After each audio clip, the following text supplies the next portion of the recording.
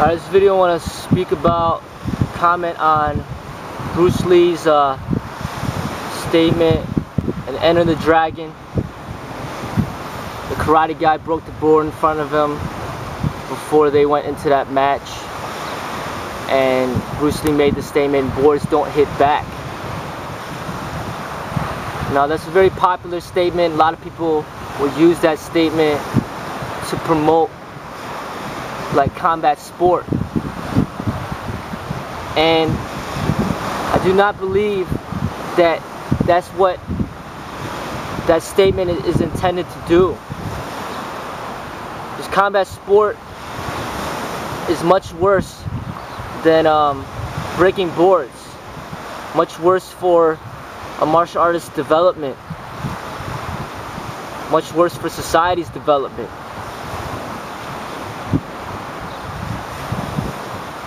So my statement for combat sport, for the people that want to promote combat sport, thinking that Bruce Lee's promoting combat sport, but he wasn't.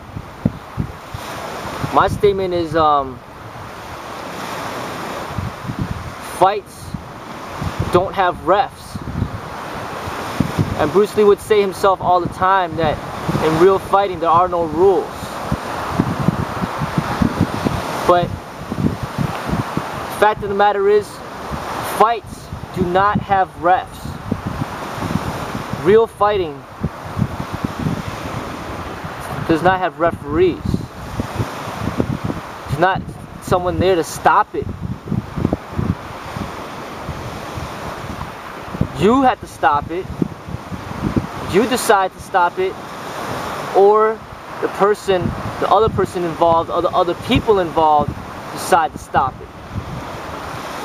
There are no referees. There's no safety cushion where the referee's like a life jacket, where you don't have to worry about sinking or not knowing how to swim. The life jacket will save you.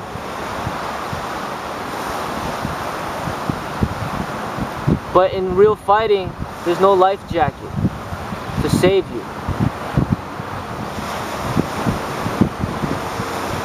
You could potentially lose your life in an instant. So you see in a lot of the Bruce Lee's movies, they fight till death. Chuck Norris, when he fought Chuck Norris to death. When he was fighting in the Enter the Dragon, a lot of times he would fight to the death. He would kill the person at the end. A lot of his movies he fought to death. So he's reenacting what the real could potentially be, the fight to the death. Now, all this competitive combat sports fighting is not fighting to the death. There's a lot of rules in place, referees involved, protective gear to protect the people, the practitioners, the participators from greater injury, from greater harm. So these egoistic combative sport fighters who think that they are so tough, they have to step back and see that still they are not tough, because they're still afraid of death, because there is that referee, there is that protective gear, there are the rules. But in real fighting,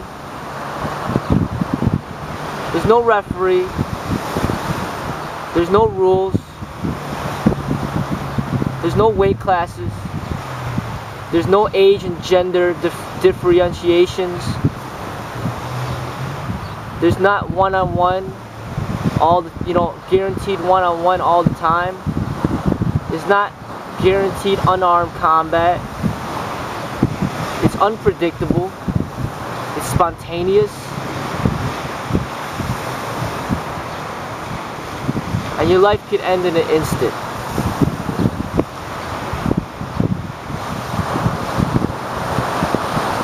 So I'm not promoting street fighting. I'm not promoting gang violence or just violence in general. But you see that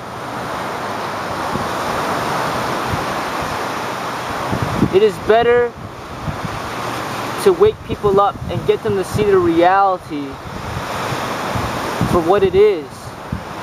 Because then they may come into some deep realizations, rather than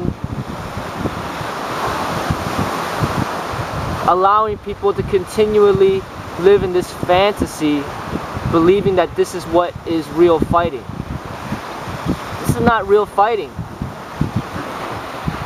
Anytime there's a referee involved, there's no way it's real fighting. It's impossible. Real fighting cannot be mass commercialized. Real fighting is always potential for real death and real great bodily injury. And that cannot be commercialized.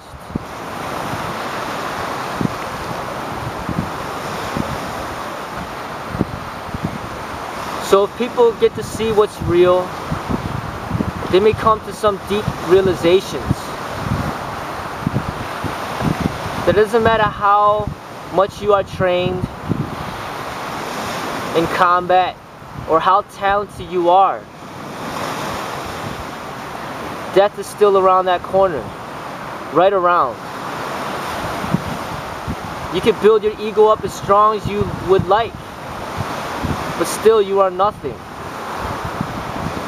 When you really look deeply into it and you get to really see what real fighting is, it should naturally diminish your ego. Because you see that you might know how to kick and punch fast, but what does that mean when it comes to real fighting? It doesn't really mean too much.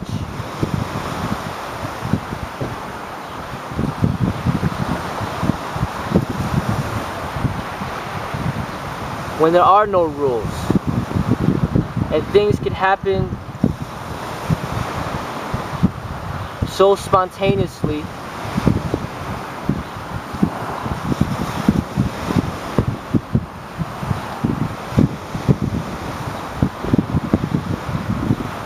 that you can never completely prepare for every situation. All you can do is live moment to moment, in the moment. And that's what meditation is. That's the highest level. Not being the first place in some competitive sport. That's not the highest level. The highest level is being in meditation moment to moment, day to day. The samurai knew all about this, because when you're dealing with swords, like guns, you gotta be prepared that your life could end at any moment. So once you're prepared and you know that your life could end at any moment, you don't care about money, fame, glory. You don't strive for it. You just live your life in the moment. That's it. It naturally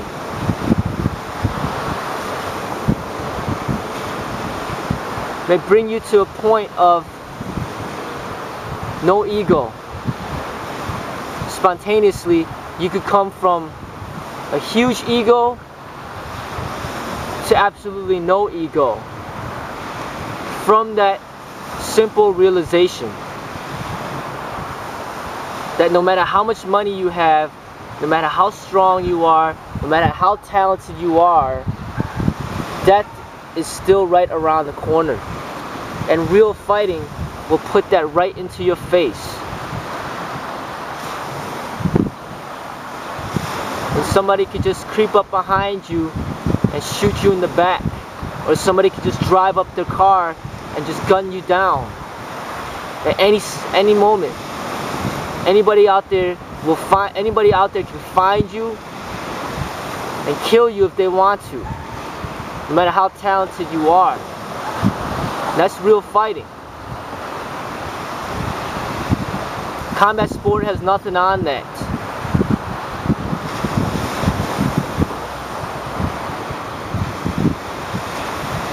Once you realize that, then maybe you will not be so arrogant and so conceited about yourself just because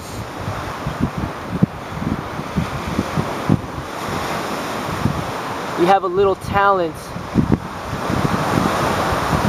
inside the ring or in some controlled sparring arrangement.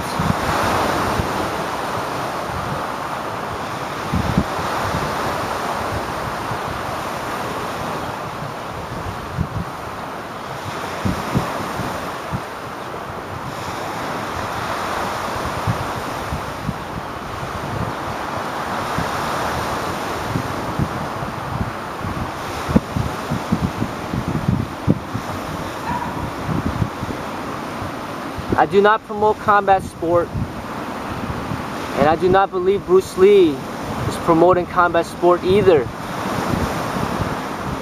He chose to express his talents in film through choreographed fighting, which can be much more realistic than what people believe combat sport represents. They think it's something real when it's not.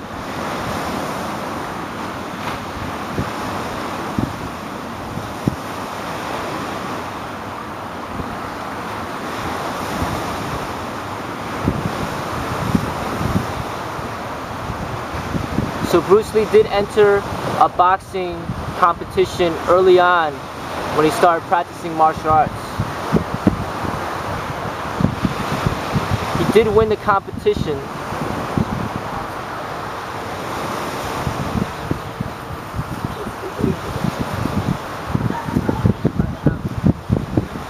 but you also do see that he didn't go back. He learned right away that this is not what's real. This is not the way. So he chose to direct his creative energies into something different. And that's what a martial artist shall do. He shall learn from his experiences. You may enter into some of these competitions, and later on you may realize that this is not the way. This is not what's real. How can it be?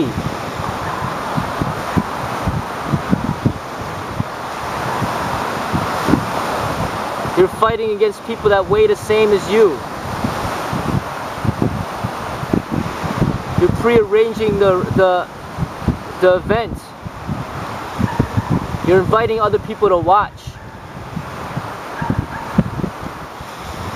You're motivated to fight because of money or recognition, not because you need to survive.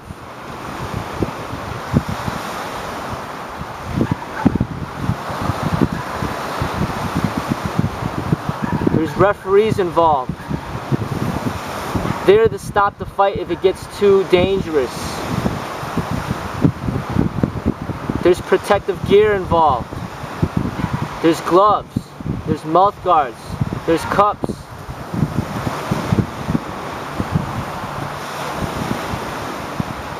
There's rules of what you can and cannot do.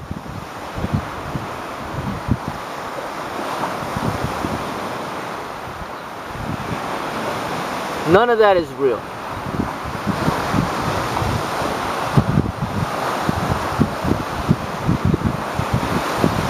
Just like everybody knew that pro wrestling is not real, competition fighting is just as unreal. But worse than pro wrestling, as people are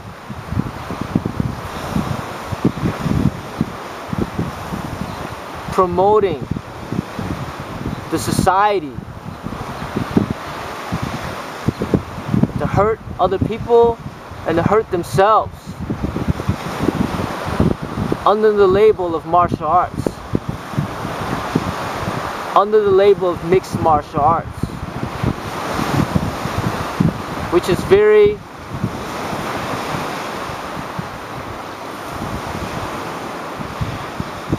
sad to see. It's very detrimental to all martial artists to be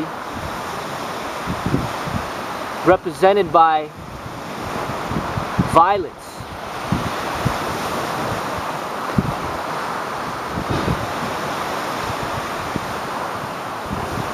It's like calling a drive-by shooting by some of these gang members, calling that martial arts. That's not martial arts. That's just violence on the streets.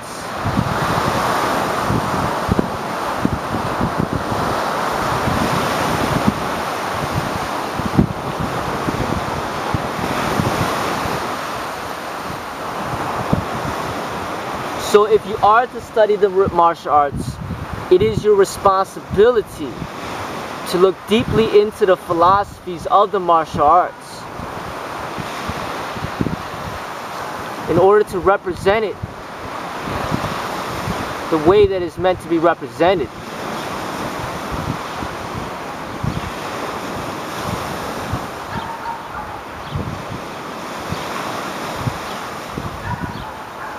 I believe that's what makes a real martial artist.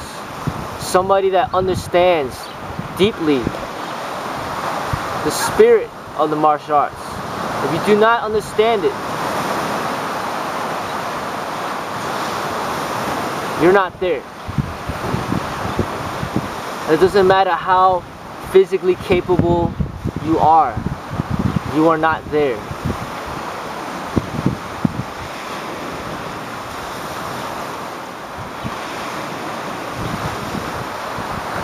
So, Bruce Lee's statement, wars don't hit back.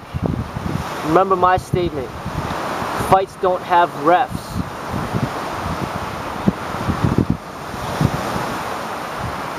So what you see that's happening out there with all this competition stuff, know that it's not real. Know that's not the highest level.